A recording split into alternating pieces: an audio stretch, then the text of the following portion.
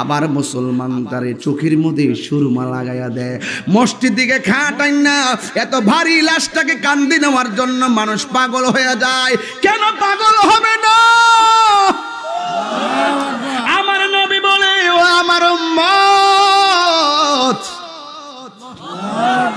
আরে ও আমার উম্মত, যারা মৃতের লাশটারে কাঁধের মধ্যে লইয়া 40টা কদম দিবে।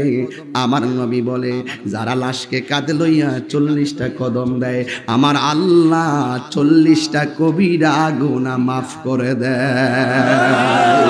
আরো বড় করে কন্যা আল্লাহু আকবার। এই আমার যুবক ভাইয়েরা, ও মুরব্বী আব্বারা, দেখবেন লাশ নেওয়ার জন্য মানুষ পাগল হয়ে যায়।